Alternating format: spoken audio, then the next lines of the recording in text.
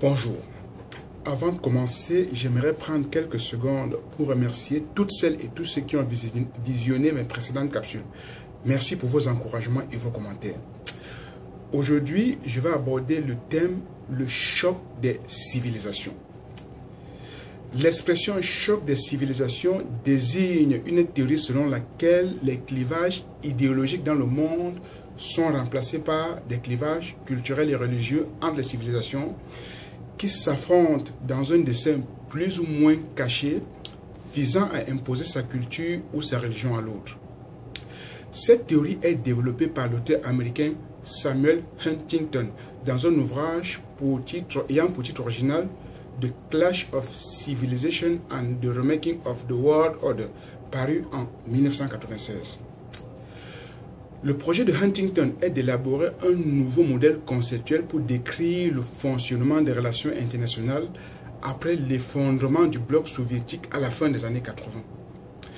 Il s'appuie sur une description géopolitique du monde fondée non plus sur des clivages idéologiques politiques, mais sur l'opposition culturelle plus floue qu'il appelle civilisationnelle, dans lesquelles le substrat religieux tient une place centrale et incontournable, et sur leurs relations souvent conflictuelles entre les nations. En effet, la fin de la guerre froide marque un nouveau tournant dans les relations internationales, faisant des problèmes identitaires, religieux et culturels les pôles d'attraction des conflits et des rivalités entre les peuples.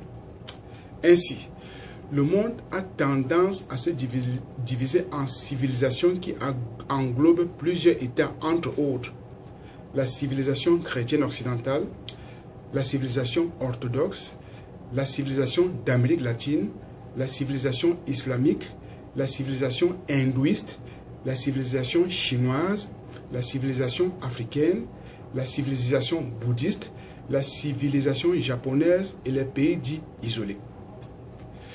Ces civilisations qui se sont toujours côtoyées durant des siècles semblent entrer dans une nouvelle phase marquée par la résurgence du religieux, phénomène qu'André Malraux avait déjà prédit en 1929 en affirmant « Le siècle prochain sera religieux ou ne le sera pas ». Ce siècle religieux semble de plus en plus se focaliser sur une dualité que je qualifie de l'islam contre l'Occident ou encore de musulmans contre non-musulmans. Cette confrontation religieuse semble avoir pris son véritable essor avec les événements du 11 septembre 2001 et la guerre en Irak qui s'en est suivie.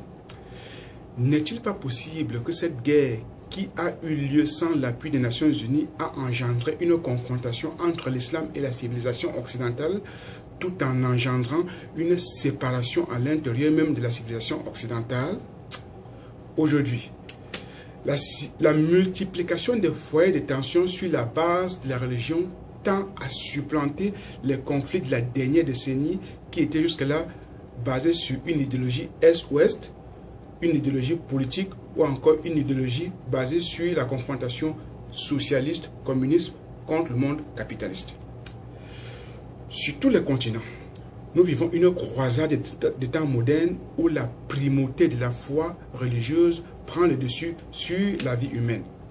Par exemple, on a vu naître en Afrique, un peu partout dans le monde, des différents groupes armés se réclamant de religieux, entre autres en Afrique, Ansar al-Sharia, Ansar-Din, Al-Qaïda au Maghreb islamique, Boko Haram, Shebab.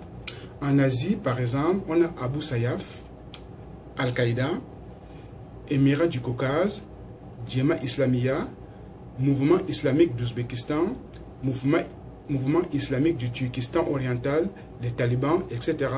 Au Moyen-Orient, on a Al-Qaïda dans la péninsule arabique, Ansar Bayt